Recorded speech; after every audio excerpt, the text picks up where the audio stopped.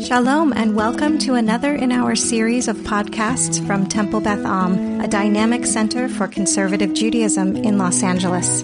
This is a recording of a Shabbat teaching by Rabbi Rebecca Schatz.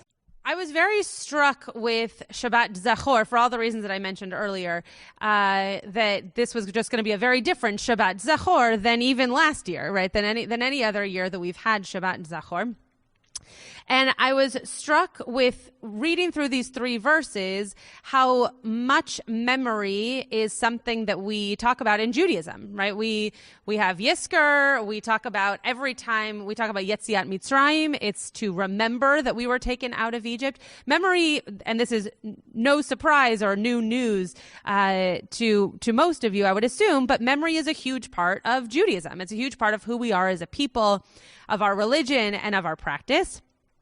And so Shabbat Zachor shouldn't be so surprising. We, of course, would have a Shabbat called Shabbat Zachor.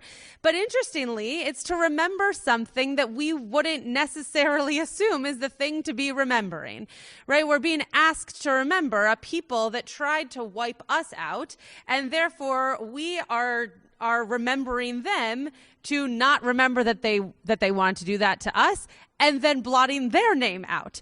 So there are many contradictions in the way in which this is being discussed, because even if you look at the first word and the last word of just these three verses, one is Zachor and one is Tishkach. So one is to remember and the other one is to forget. And you would think that those are opposites, right? That if you remember something, if you remember something, then you haven't forgotten it. You're remembering it.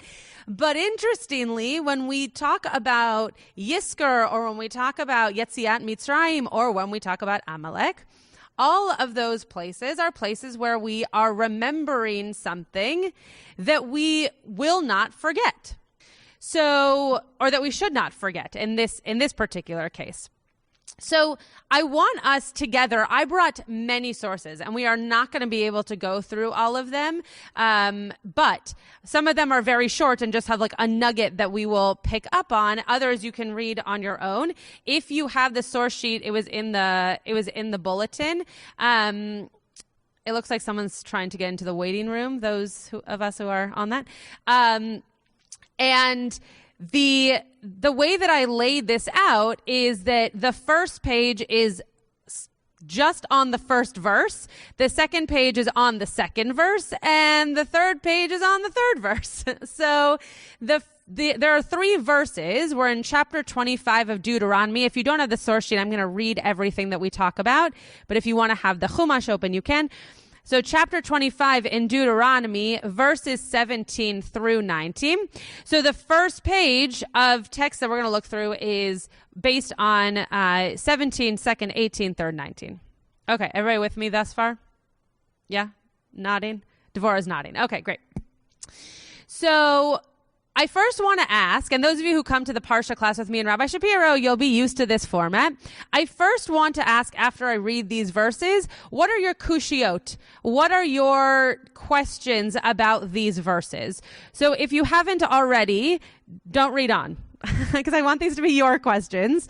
I want to hear, what are your questions based on these three verses? Why these three verses is a great question to start off with, but specifically, what are we talking about in these three verses and questions that you might have surrounding them? So I'm going to read for us in English the three verses. Again, Deuteronomy 25, verses 17 through 19. Zachor et asher asa lecha Amalek baderech betzeitchem mimitzrayim. So remember that which Amalek did to you on your way, baderech, on the journey, in your going out from Egypt. I'm going to read this next line just in English. How Amalek surprised you on the march and cutting down all the stragglers in your rear when you were famished and weary, and he did not fear God. I left that he in there for a reason. If I just gave you a kushia, great. Therefore, when Adonai, your God, grants you safety from all your enemies around you in the land that Adonai, your God, is giving you as a hereditary portion, Timche et zecher Amalek mitachat hashamayim lo tishkach. We will wipe out the memory of Amalek from under the sky, right, on the face of on the earth, and do not forget. All right. Questions? If you raise your hand, I'll call on you. Yes, Paula. Hi, Shabbat Shalom. Shabbat Shalom. I guess what I'm wondering is what we're not supposed to forget. Because Are we remembering we left? Are we remembering Amalek? Are we remembering Yetziat Mitzrayim? What are we supposed to not forget? Great. It seems very clear what it is that we are remembering. It doesn't seem so clear what it is that we're supposed to forget, because it just says do not forget. Great. Joanna. I'm fascinated that what we read, it's sort of like the same question I have about the Passover Haggadah, like why we read this and not the actual story back in Exodus when Amalek did whatever it was he did to us. And I get it that the mitzvah is here, but I would say like, then we should be reading both. And the other thing also is this also seems to me a much more dramatic version of Amalek than what we get in Exodus. In Exodus, he's kind of just the run-of-the-mill obstacle that we encounter numerous times. There's nothing in Exodus about him attacking from behind, him attacking the weak and the weary. So all of a sudden we have a much more dramatic version of the story, and we're not looking back to the original and why. Fantastic. So one of the things that Deuteronomy does best is recount things that have happened in the other really three books of Torah. And this is an example of exactly what you just pointed out for us, which is we had a story in Deuteronomy. It takes that story a little bit further, puts a law to it, and embellishes that which happened. Now, not embellished in like an untruthful way, but just gave us reason beyond what might have seemed apparent when we first heard about Amalek, gives us the actual, like the midrash almost on what happened to give us the meat behind the actual occurrence. Carl, I see your hand, though not your face. I can turn that back on, I think. Yes. You can. There you go. So my question is, what is it we're supposed to blot out? And one possibility is the actual Amalekite people or nation, because they were so evil, so there won't be any of them around anymore. Maybe we're supposed to blot out the human behavior type of picking on the weak and the hindmost so that it won't exist in the world anymore. And so maybe what we're supposed to remember is to get rid of that kind of behavior in the world. Great. So is it the people themselves, like anybody who comes from Amalek, or is it the type of behavior that they were showing that we see in all kinds of people who might not have even been Amalek's descendants? Devorah. I think you just have to unmute first. Hold on. There you go. Oh, now you're muted again. Oh, it's like watching a game. I can see you unmute, then mute, then unmute, then mute. Try to unmute one more time, Devorah. Maybe our text can help you unmute. There you go. You're unmuted. Bringing it into contemporary history, we remember the Shoah, but yes, we have to remember the head of the Reich. We blot out his name. We don't talk about his name, but we talk about the consequences of what he put into being, and the Shoah we remember. So I don't have to repeat that. You understand? No. That was great. Before you mute again, just I want to push you to tell us why, because you're exactly on the right track of where I'm going with this teaching. But why is that the case? Why do we choose to remember but then also forget certain aspects? Oh, you're muted. It's like a funny game. There you go. I know that when I talk to my children and grandchildren, I talk about the consequences of the Holocaust, but I never talk about the leader. I never mention.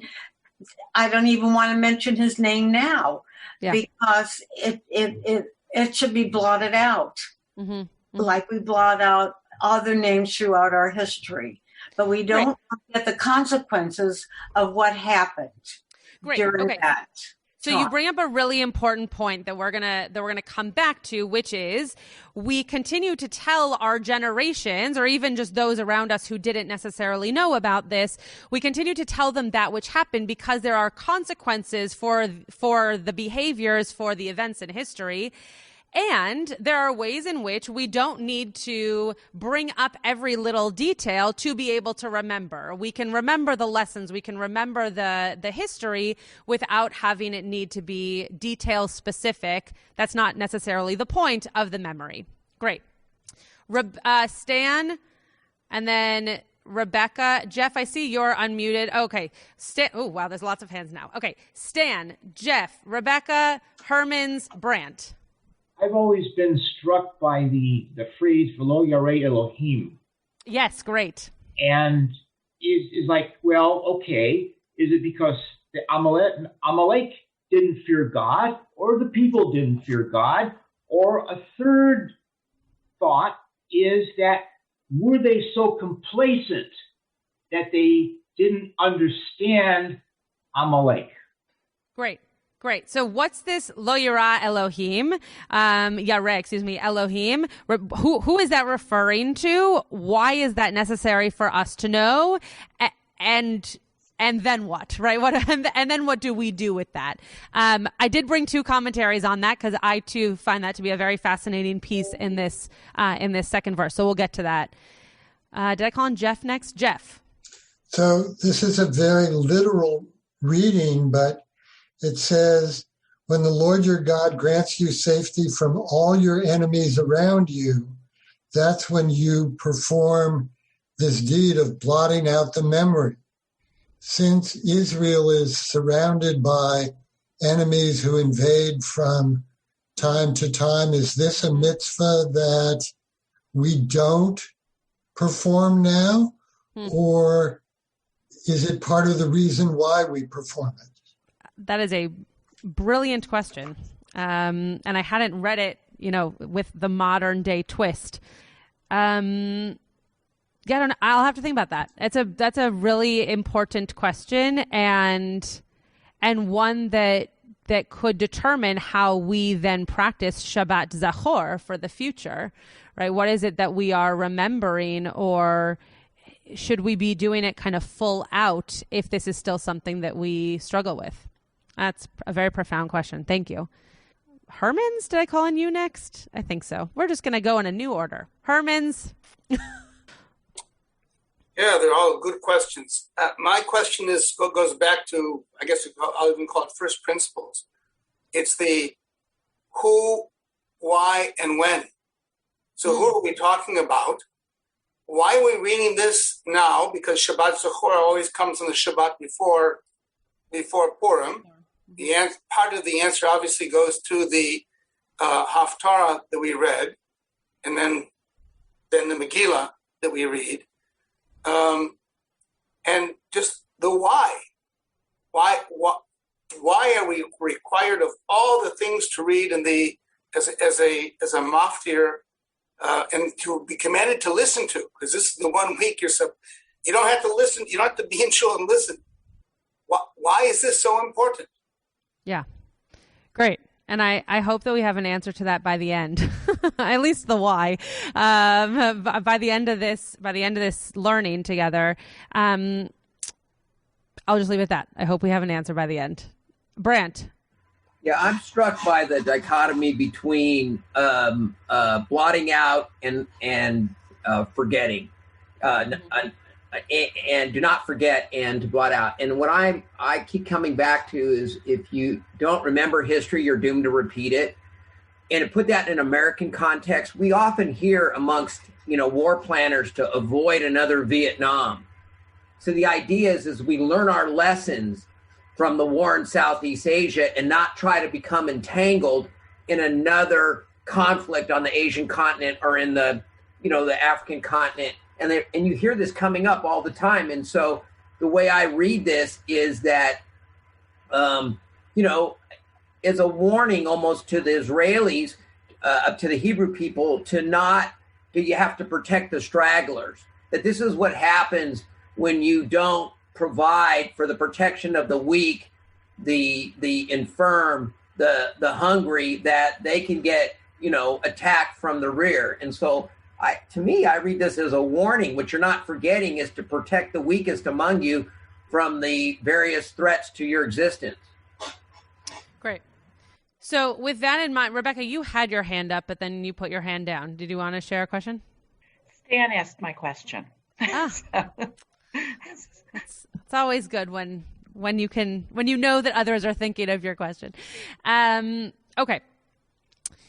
So along the lines of what Branch just shared and what many of you have shared in your Kushiot, one of the things that I was struck by this particular year is how much, if you read this this is why I put Shabbat in parentheses at the top of the source sheet, if you read this as, what are we supposed to be remembering this year?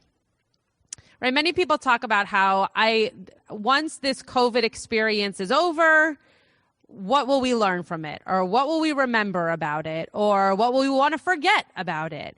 And there are elements in these 3 verses to me that bring up, I do not want to equate Amalek to COVID, because one's a person and the other one is, a natural disease and infection and has nothing to do with a human. And it is something that comes at people who are either with their guard down or who have weaker immune systems or who are older and could catch you by surprise. That's one of the other things that Amalek did, right? You might not even know that you're in a situation where you would get it, and then you get it. And so after this year, what are we going to remember? But what are we going to also need to forget so that we can move on in our lives? Back to what Devorah said, again, not equating COVID to the Shoah by any stretch of the imagination, but what is it about this experience that we will continue to bring up and mark as we go along in our own future and also in teaching future generations?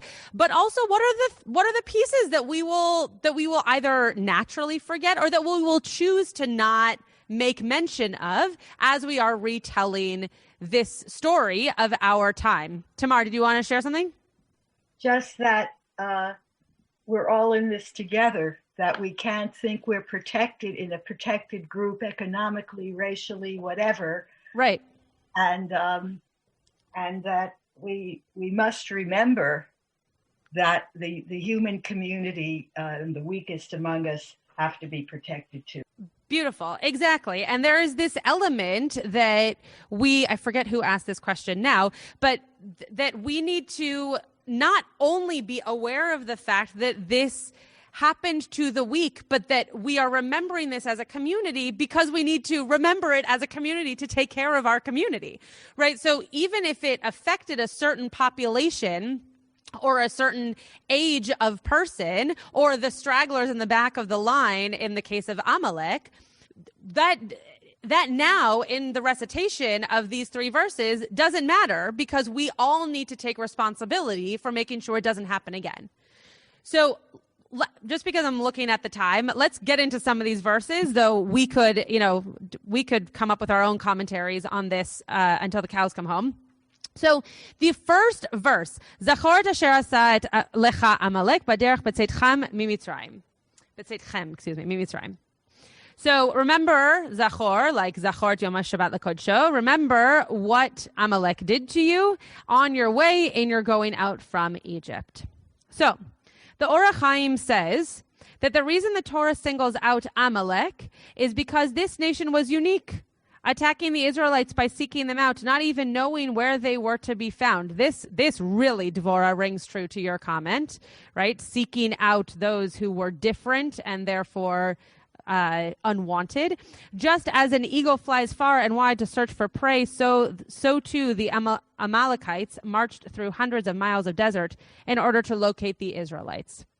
Okay, so this is Amalek and the people clearly almost hunted a type of people that would be easily consumed, right? Easily taken over. And that's potentially, I think what the Or HaChaim is getting at is why then the back of them, right? Why the stragglers? Why was that something to point out, right? Because they were the ones who were easily captured. They were the ones who were easily affected because they were at the back. But what I find interesting about this particular commentary is that what the Or HaChaim is actually answering is this question of why do we remember? Right. And you wouldn't necessarily, with my sixth graders right now, we're talking about how to ask kushiyot. So sometimes I give them the answer and then they have to ask the question. This would never have been the thing they thought that the Or HaChaim was answering, right? They would have never, my students would have never said, the Or HaChaim is trying to figure out why do we remember Amalek? Because that's not really what the answer is. But I think that what he's getting at is that we remember them because there are always going to be people who search for the weakest link. There's always going to be something that searches for the weakest link, even infections, that can destroy you because you seem weaker. And so how do we make sure that we do not come across as weaker, or we keep ourselves strong, or as Tamar just said, keep ourselves in community so that even if one of us is weaker, the rest are protecting that weakness. The Tur HaAruch has a different response to the same question of why Zachor, why remember Amalek. So it says Nachmanides writes, and quoting our midrash, the rabbis in the midrash and Sifrei, on our verse that the word Zachor is to be understood as remembering by mouth, reading the appropriate verses as Larry mentioned earlier, whereas the words lo tishkach at the end of the paragraph is referring to remembering in one's heart. So to remember is to actually read these verses. So you can say, like Joanna was pointing out, right, I remember, I guess, a few chapters ago that this was a thing that happened to the people, and I guess we should know that. But lo tishkach, do not forget, is something that you should always feel. That you should never forget this terrible thing that happened. That doesn't mean that you always have to be thinking about it, that you always need to remember it. And I realize that a lot of this learning with all of you today is semantics, but just go with me. That the idea of remembering doesn't have to be constant. But the not forgetting is somehow in your heart and something that you feel. Something that will always stick with you, right? I've read a few articles recently about what the long-term effects of COVID will be on our society, whether it's shorter life lived, whether it's social interactions will be changed, all of those kinds of things. That's not forgetting, right? That's a feeling. That's a change to a people. But you won't always think about it, hopefully, a few years from now when we're not going through it. You won't always have to remember it. He continues, what is meant is that we must not forget what Amalek has done to us until the time comes when the memory of his, Amalek's existence, has been expunged from history. So this gets back to Jeff's very poignant comment, I think.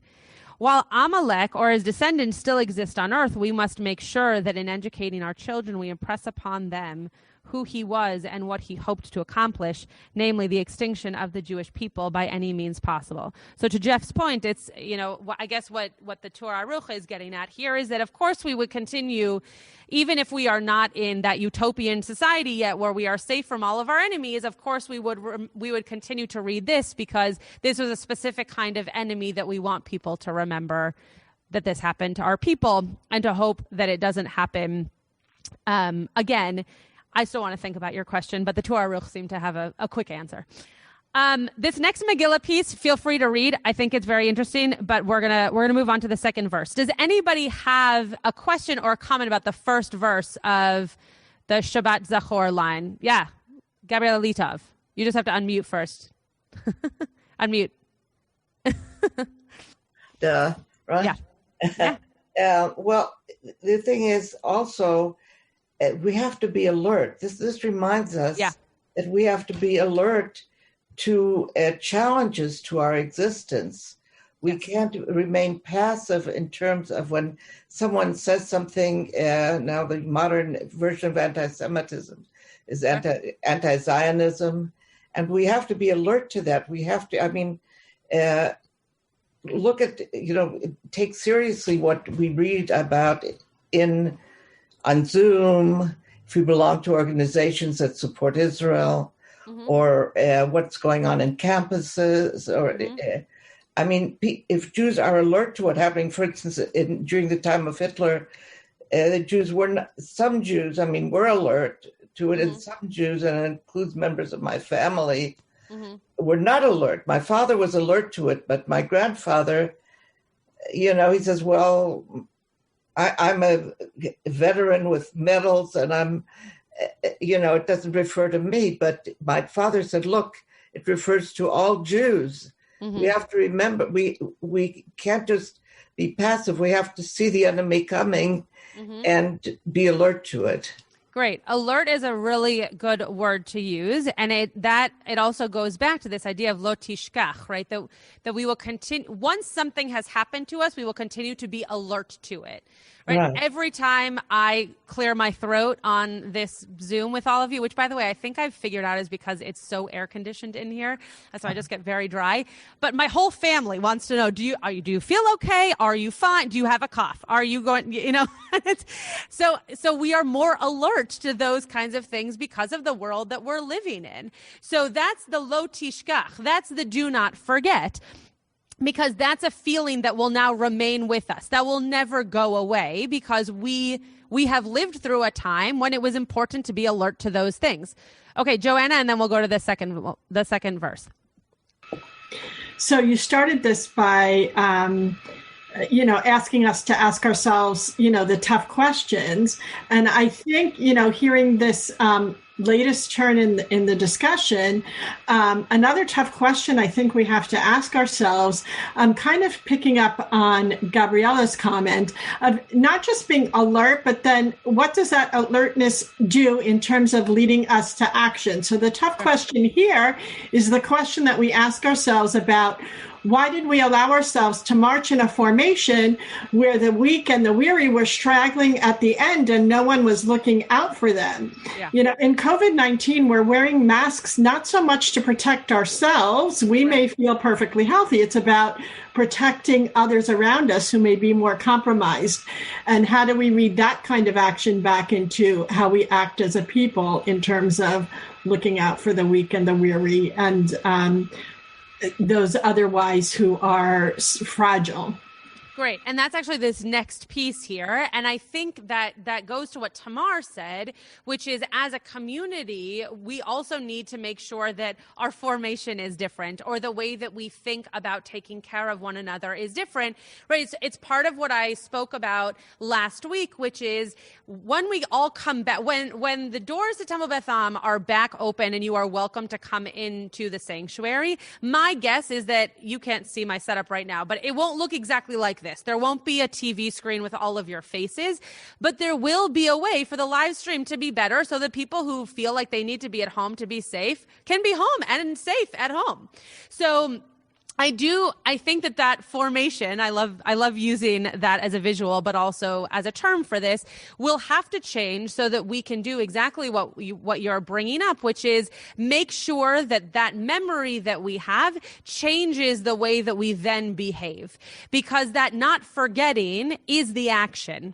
We need to make sure that we do not forget so that we can do something about it, because that overwhelming feeling of not wanting something to happen again is going to move us to make change and to make moves, so to speak, in terms of how we interact in the world. Okay, the second verse. The second verse is how Amalek came at the people, right? So Joanna was just referring to this, but this word korcha, the rabbis love this word. They have a very good time with this word. For those of you who like the Hebrew language and roots, couldn't think of the word. This is a big word for the rabbis. They really enjoy it. Does it mean that they became cold? Does it mean that they came at them as a surprise? Everyone has an opinion, not surprising for Jews.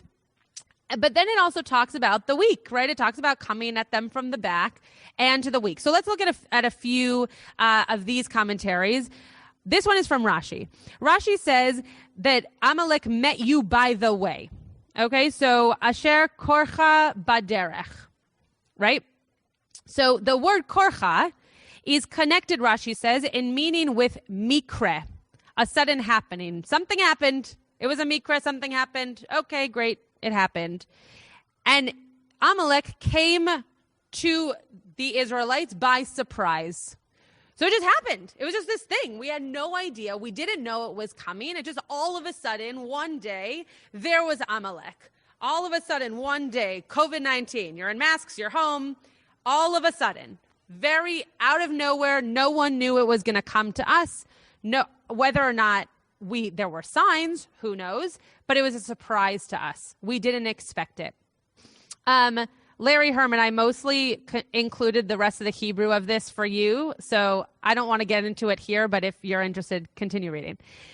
Okay, the second Rashi here is that they were faint and weary. And what does that mean? What does it mean that they were faint and weary? They were doing a lot of walking, so why now do we have to all of a sudden hear that they were faint and weary?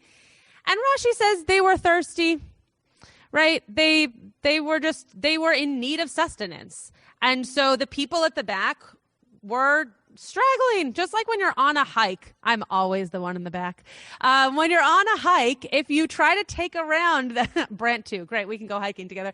That if you're trying to take around all that's around you, or you're just going slower because you're going slower, you're struggling at the back, right? It might not be everyone else's fault, though I love that idea from Tamar.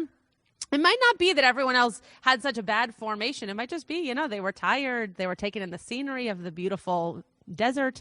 So who knows? But Rashi believes that they were faint and weary because they were thirsty. Okay, Stan, you were the one who brought up velo yare, right? Yeah? Okay. So let's go to that piece. Actually, wait, before I go there, Rashbam has one more thing to say.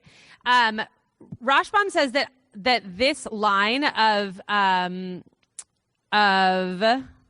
just want to read it in the Hebrew, sorry. Asher karcha baderech vayazanev becha, that Rashbam is saying that it actually means that it was an accident, meaning that either it was accidental that they came upon the Israelites, or it was accidental that all of a sudden they were able to. So the Israelites either knew they were coming and then they should have gotten out of the way, or something like that. But I thought that was an interesting way. I'm not sure I believe it, but an interesting way of commenting on this. Okay, lo yareh. I realize it's 11:52, so we're gonna do this quickly. Velo yareh. So what does this mean? And as Sam brought up for us, like, who are we talking about here? Who didn't fear God? It's not in a tense that actually tells us one way or the other. In terms of Hebrew grammar, it doesn't make it known to us that this is an Amalek did not fear, or that it was and the Israelites did not fear. Rashi seems very adamant to make sure that it was Amalek. Amalek did not fear God. Now, the next piece of this is interesting because it says mila hara lecha, from causing evil or causing harm to you. So what Rashi is saying here is that Amalek did not fear God and therefore was okay with causing harm to the people. Okay, I mean, it makes sense in terms of like what ends up happening. But is that true? Is that the best excuse, I guess I'm trying to say? Is that the best excuse for why they were able to cause harm? That they didn't fear God? And the let me see if I can find the other. Right, okay, the Siftei Chachamim. I just didn't remember which commentator it was. The Siftei Chachamim says that Siftei Chachamim is quoting Rashi saying that you don't need to explain this as being Israel. So the Siftei Chachamim, similar to me and I think Stan, is skeptical. We're skeptical that this would be Amalek that does not fear God, right? What if it was, I forget who said this, but what if it was, Gabriela said this about her grandfather in the Shoah, right? That if you think you're so high up in knowledge and in understanding, does it become at a certain point naivete? Right? And were the Israelites the ones who didn't fear God, right? Meaning not in the way that like they didn't believe in God, but meaning that they actually believed so much in God that nothing could happen. So the Siftei Chachamim wants to make sure that we do not say what I just said. The Siftei Chachamim wants to make sure that Amalek is the one that doesn't fear, and I'm using the word fear, but it's really reverence, that doesn't have reverence for God, that Amalek must have been the people that didn't believe in God because then they were able to do evil things, as opposed to if the Israelites did not have reverence for God, and then all of this came to them because of lack of reverence for God. Brent, do you have something to say on that? You have to unmute yourself first. Okay, I'm reading this as a warning. In other words, the Rashi is saying to the his commentary is that people are going to rise that don't fear God, and God's not going to do anything about this. That you have to protect yourself, and that it may be in the end the Amalek people don't survive, or in the end the Germans get defeated. But if you don't protect yourself, then you're going to be subject to people who have no reverence in God, don't believe in God, and they're going to cause a lot of harm to you. Interesting. So I read this in a warning sense.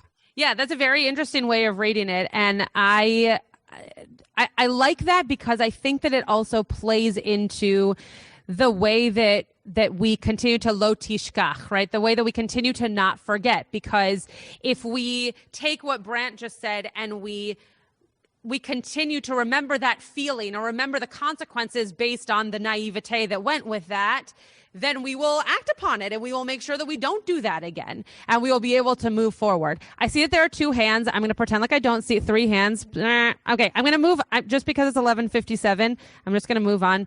Tzvi, do you have a very short comment? You haven't shared yet. Do you want to share? Wait, unmute first, Tzvi. I'm sure whatever you were saying was important. Yeah. This is a brief quotation from what I consider one of the great sages, but is more of a secular one. It's Abraham Lincoln, and it's a well-known line or pair of lines from Second Inaugural. Fondly do we hope, fervently do we pray that this mighty scourge of war may speedily pass away. Yet if God wills that it continue until all the wealth piled by the bondsman's 250 years of unrequited toil shall be sunk, and until every drop of blood drawn with the lash shall be paid by another drawn with the sword. As was said 3,000 years ago, so still it must be said, the judgments of the Lord are true and righteous altogether.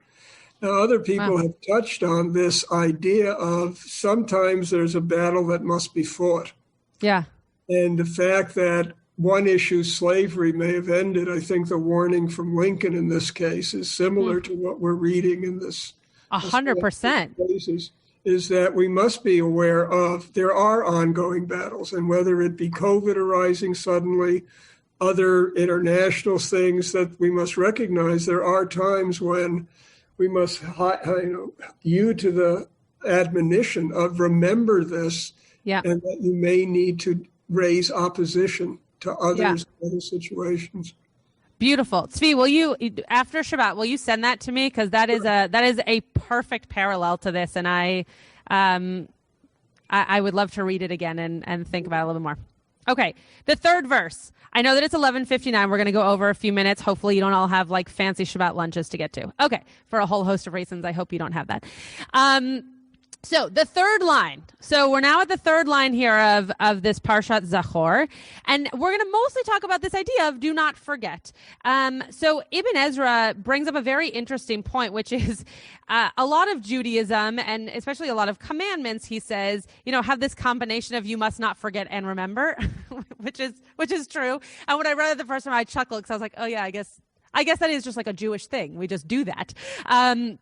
But he's basically saying that you need that you need that balance, right? You need that memory, but you also need to be able to say these are the things that I'm going to continue to pass on, but then there are also elements that I'm not going to bring to the forefront of my mind at all times. Okay, this next piece is three different elements, I guess you could say, from the Mishnah Torah, from Rambam's Mishnah Torah. By the way, the Sefer HaChinuch piece in the middle here is just basically saying that it's not just for you, but it's also for your children, just like for Amalek. It wasn't just to blot out Amalek, but also to blot out anyone that came from Amalek, which is also why Haman is a name that we blot out and all those kinds of things. Okay.